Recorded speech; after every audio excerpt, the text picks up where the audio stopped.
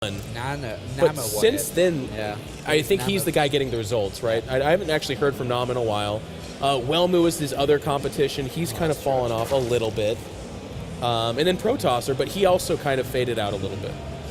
All right, well, here we are into the first game of the second half of the second group stage. And there will be the third group stage later on. Here, up to the top left, as the red Zerg player, it is himself. It is E.G. Jaedong. Yes. There's the dong. Really fun stream to watch because he is actually the fastest player I've ever seen play StarCraft. He is. And when he wins games, he actually comes up to you, shakes your hand, and goes, ding dong. He probably should start, at least, yeah. Look at that keyboard, Jeff. Razor. Proud of that keyboard. It's pretty. Remember, we're excellent premier commentators. We are the top-tier premier commentators of doing that right Tell now. us about his opponent, please. And down here, as the blue Protoss, it is, of course, Elfi. And what team is Elfi on these days? I know he had a personal sponsor from Rob, Asus Rob. Elfi's on a U team. It's a Finnish-only team by the name, I think it's ENS. Oh, okay. Team Very ENS. I'm not too sure who's on it. I can actually look it up for you, though. Finland actually has a great scene. It's like Namo, Wellmu, Protosser, Elfi. They had that Terran player. What is his name? Blanking on that. But they actually have like 6 or 7. Zero is the other guy that's on his team. That's for yeah, sure. like GM level, really good European players. It's really cool. From Finland, I don't know you to suspect Finland to be one of the top countries, but they are. Look at this. Look at that timing of the forge here. I mean, it's about to hit 70 supply, and he already has his forge done. We have a pylon coming in. What is this pylon? It's a pylon on the high ground. This is I mean, there is a completed forge, and Elfi is weird enough. This could finish and then begin to be. No, he cancels it. Okay, and he's happy with that. 25 minerals for a canceled pylon, and then if you look at all the drones and the missed mining time, it equates to pretty good there. Oh, he just said it to us at least. That's good. That's great. I got a funny story I'll tell you about that later on. Stuff like this. All right, so Elfi does cancel both the pylons, which means he's just going to settle for delaying the hatch. Jaedong smartly puts down the hatch at the third base spot. A slight inconvenience just in that his queen will have some travel time there. This probe does get found, though, which does mean that the cannon rush threat should be shut down.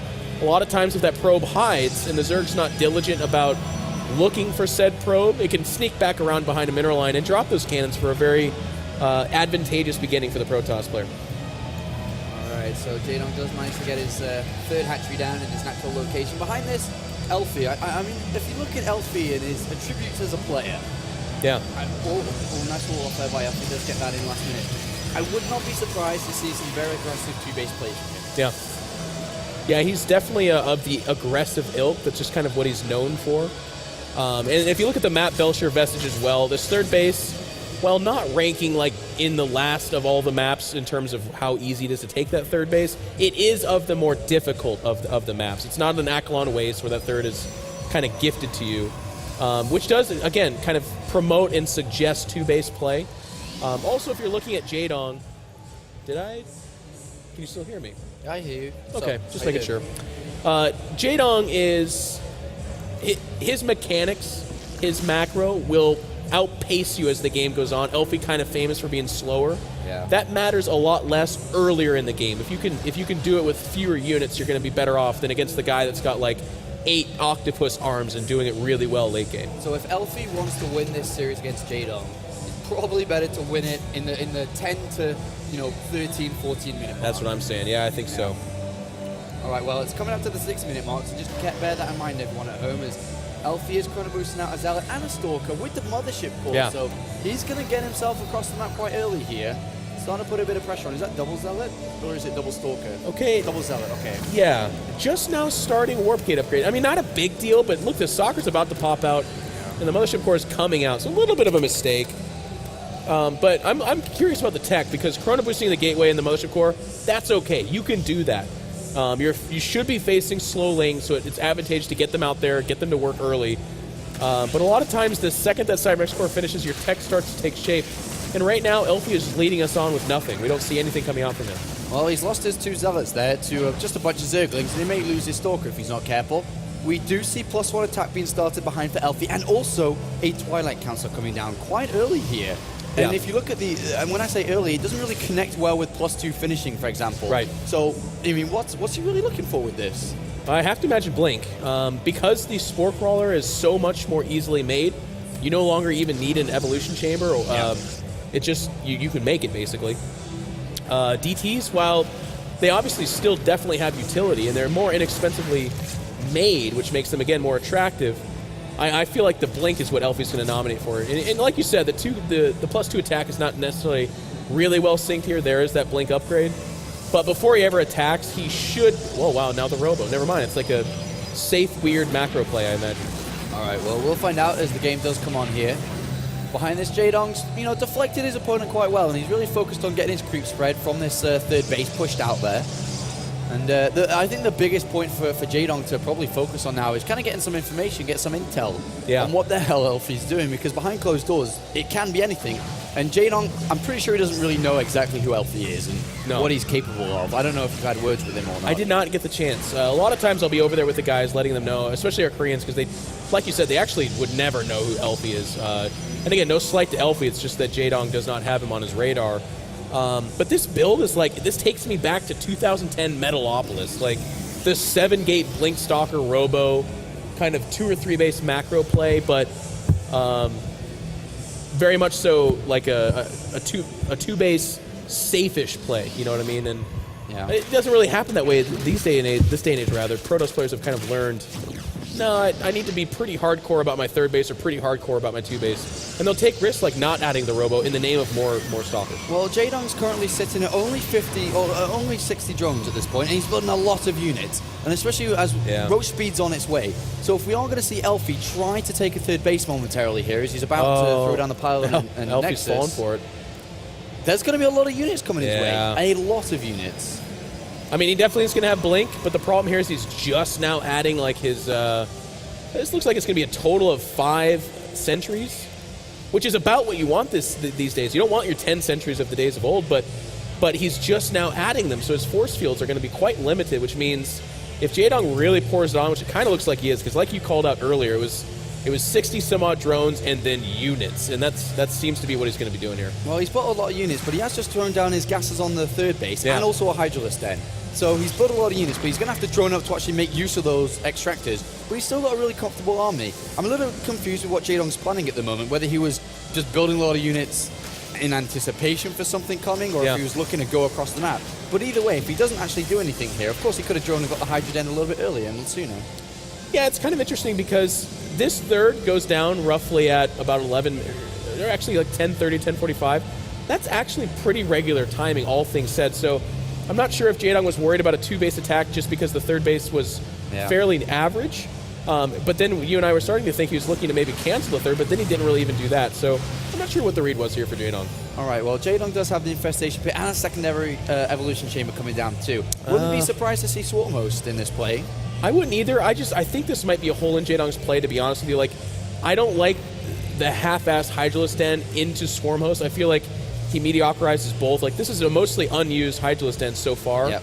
And he doesn't really have the resources to, like, well, actually, as I say that, he's actually floating 1,400 metals, so never mind everything I was about to say. But usually what ends up happening is you're, like, trickling out Swarm Hosts that aren't supported by a Spire for Corruptors, and you don't have a number of Hydralisks, so those Swarm Hosts aren't that dangerous, in my opinion. Jaedong does throw a couple of Zerglings into the mix, picks up a couple of probes, but here come 10 Swarm Hosts. Yeah. They do, but again, not supported, though. For now. I mean, well, for now, but with the 4th base coming down, I'm pretty sure he'll want to continue to upgrade off his double evolution chambers that he has, and also throw down the Spire very shortly. With 12 Swarm Hosts, you don't really need more than that at this point. Right. From here on out, he should start to bank his gas and then start to build support around them, I suppose. But 13 Swarm Hosts, that's a lot. Yeah. That's a lot. That's a lot. You want about 18, so if he gets up to that number, that's the area you want to be at. But I'll tell you what, Elfi's on a timer. So you see this Hallucinated Phoenix going out. If they can spot and inform him that he's facing straight Swarm Host, like no Spire, no Hydros, just straight Swarm Host, he needs to get out. Well, he's adding a 2nd Robo, I believe. I think I saw that. But he also needs, like, whoa, okay, boom, 2 Warp Prisms. I'm out on the map, and I'm actually taking a very quick 4th and maybe a 5th base. But if he doesn't, if he sits back, and these Swarm hosts do get that support, and Jaedong gets a 5th base on top of this, Belcher Vestige becomes a near impossibility for Protoss. He only has one robotics facility at the moment, but he has now spotted the Swarm host. As we can see, Jaedong's starting to push up this ramp a little bit. Blink's going to work out really well for him. He can blink back and try not to lose too many units to these locusts. But there's the second robotics facility, as you said, as well as +3 attack on the way. Yeah, we do have a couple of Zerglings in the back of that 3rd base. So we've actually seen this a few times. You've commentated, Huck, in this weird situation where he's having a tough time getting a 3rd. That's what I forecast for Elfi right now. Like, Elfi's already battling Locust, which is this weird, cancerous, like, you're not dying, but you're slowly taking damage. Yeah. The danger here, again, is, though, if Jaedong with these unsupported Swarmos gets his Locust too far away from the Swarmos, because Roaches won't protect him. Force fields go down, the Swarmos are trapped, and they die. And once they die, Zerg's in a lot of trouble. But if he can go through this phase where he's already doing damage and then joined by Corruptors, then Jaedong's in a super powerful position. Yeah, I love the borrow on all the external bases that Elfi could attempt to try. We also have a 3rd evolution chamber coming down here for Jaedong too, so I think he's going to, well, he will be starting his melee upgrades, and for future notice can go over to Broodlords and start the melee upgrades for them, and also potentially Ultras, just depending on what we see from Elfi. If he sticks on Colossus and Stalkers, then absolutely we could see Ultras come in later on. But for now, you know, Jaedong set himself up really nice. He could even afford to take a 5th base on the left-hand side at this point. There's nothing really stopping him. Yeah, it's just kind of going to it's when he decides to. He's at 2,000 minerals. He's actually at 190 supply. What I'd like to see and what he's doing right now, and I love this about Jaedong, he's adding so much stack defenses. Look at all his bases. Yeah. Actually, just look at his one base, because right now that's the only one he's doing it. He is doing his main base, which is great too, but he does want to think about bolstering those back doors. But also, and this is a soapbox I've been up on for a while, he's got Zerglings burrowed at the potential 4th base spots. Yeah. Jaedong sees and knows all. He's well informed. Just like he was in Brutal, man. Zerglings everywhere, Overlords everywhere. And he's about to break through here with Roaches. Roaches at this point, not so useful. So if he's able to do a lot of damage, a recall goes to the space so he can try and get back to defend it. And he will defend it. Yeah. But these Roaches definitely just trade off. I mean, at the end of the day, he doesn't want them. So he's killed a couple of probes there, quite a few probes. This is annoying too. What does Elfi, at this point on 3 bases, need to do to get a lead in this game? I don't think he's leading, especially with all these upgrades and the future play that Jaedong has. What does Elfi need to do to grasp this game? Well, it's going to come down to the Colossus. Like, he needs that ridiculous Colossus count that we thought was a bad idea. You need like 7 or 8 of them. And then he's got to have that standard, awesome Elfi army control where he actually focuses down the Corruptors really well with his Stalkers and kites back, and then he can snowball downhill with the gigantic Colossus count. But the reason why that's really hard is because Zerg's getting this position where they can start trading out. Like, these Corruptors, they just picked off a Colossus or 2, and he doesn't really care. Like, he can lose 3 or 4 Corruptors for that trade all day long because he can afford to do that, whereas Elfi, every Colossus that dies is one step further into death's door. All right, well, Elfi had 190 supply with +3 attack here, getting +1 shields, is about to finish 2. Ideal would want to try and establish a 4th base at this point. Now he's starting to move out and get a bit eager. But he's got the Mothership Core. If that Mothership Core goes down, he's going to be very, very careful with any fight he takes. Well, Elfi, if he makes a blitz up that ramp, he can go in towards the natural. It's a little bit of a scary position here for Jaedong. Jaedong's going for the Motion Core, focuses down, but at the cost of a lot of his Corruptors. This is that kind of situation I was talking about. Elfi gets a favorable trade there. He's fine with losing the Mothership Core. Of course, he'd love to have it, but he doesn't mind losing it. Corruptors moving in to flank on the Colossus. One loses half its health, but that's it. And all of a sudden, Jaedong is in trouble. And look at these Force Fields coming down. Excellent Force Fields here. Well, actually, I say that. There's the 4th one comes down. Much, much better here from Elfi. If only the Mothership Core was alive, because he can go in the main base, do a lot of damage, and get out. But, oh, he turned around and actually jumps on top of the Swarm Host. Yeah, that's actually not the best idea. They're going to do so much damage right off the bat. Oh, my God, all the Swarm Hosts, they're almost all gone. Yeah, but this is, I mean, the Colossus are gone, and watch what the Locusts do. Goodbye, everything. Yeah. So, I mean, it's a weird situation. So, if there's a 4th base behind this, I'm like, whoa, Elfi's way back in the game. But look at the supplies, Sean. It's 187 versus 111. 2,500 minerals that he can't spend, and now here comes 1,000,000 lings. Jadon just made 120 lings. Oh, I was off by a lot. I'm sorry to correct you on that. Looked like 1,000,000 to me, though. It was very close. The 4th base from Elfi, that borrowed Zergling is preventing him from taking that 4th. If that was there, look, he's still trying to do it. He can't get there. These poor Zealots. Oh my gosh. They're like, why did we get left behind? They're getting smashed. There's now enough Corruptors where you don't make Colossus, by the way, at this point. You're just done making Colossus, because without many Corruptors, you're like, well, what do I do? And all of a sudden, these Lings are going to go and destroy that Nexus. Well, oh, there was a Colossus. Well, that guy got one laser beam in. You know, one laser beam in and immediately out of the game. There's a lot of Corruptors and 10 more Swarm Hosts on the way. So where was Elfi's downfall? Was it his attempt to break to the natural? No fourth base? And Warp Prism. You have to exploit the lack of mobility. There was a chunk of time there where Jaedong had roaches, he had Swarm Hosts, and that was it. And he was mid-map. And a lot of times what you can do is you Warp Prism in 9 Zealots in the main base, so they send the roaches back, the Swarm Hosts get forgotten, you surround, Force Field, crush, and it's a different game. But without that ability to say, hey, your attention needs to be elsewhere, Jaedong is able to focus down on the Swarm Host and not make a mistake, and that's when it becomes really hard for Elfi. Well, Elfi's climbing back up to 150 supply here, but he just doesn't have the army necessary to be able to take out Jaedong here. He's got a lot of dead weight in the air, but Spines on this right-hand side, a Swarm Host on the left, and a lot of them coming down too. These Zealots are going to get shredded rather fast. The only purpose of Zealots in a PvZ when Swarm Hosts are abound is to be fighting where the Swarm Hosts are not, and that means killing a main base, attacking Spine Crawlers at a fourth, or something like that. But Locust, they chew through Zealots like there's no tomorrow. The Corruptors are hunting around looking for a target. They won't find one. Elfi is going to go to Storm. But with his main mind out, his natural thinning, and his third under constant duress, I don't mean to be that commentator that kills the excitement for people, but guys, kill it. We're watching a dead man walking right now. Kill it. He's a dead man. With the Great Aspire coming in, these Corruptors will no longer be useless. They're going to go over, as Jaedong has 200 supply at the moment, as he just built 20 roaches. Yeah. But he will be able to use the Corruptors to go over to the Broodlers very shortly. And what does Elfi have to combat, 8 Broodlers behind Swarm Host? No. Not too much at the moment. Down to 137 supply. He's got a bunch of Zealots running up north, but there's 20 roaches that have just been made with a bunch of Spine Crawlers defending this natural, so this is not going to work out too well either. Yeah, I mean, Jaedong has shut the door. One of the nice things about this Swarm Host play, too, is you're used to Zergs being on, 9 bases. But with Swarm Host, it's actually more advantageous to have a very secure, 4 bases and then a 5th. You don't need the map like Zergs used to have because your Swarm Hosts are very hardy. They're going to get that cost effectiveness that Zergs aren't used to.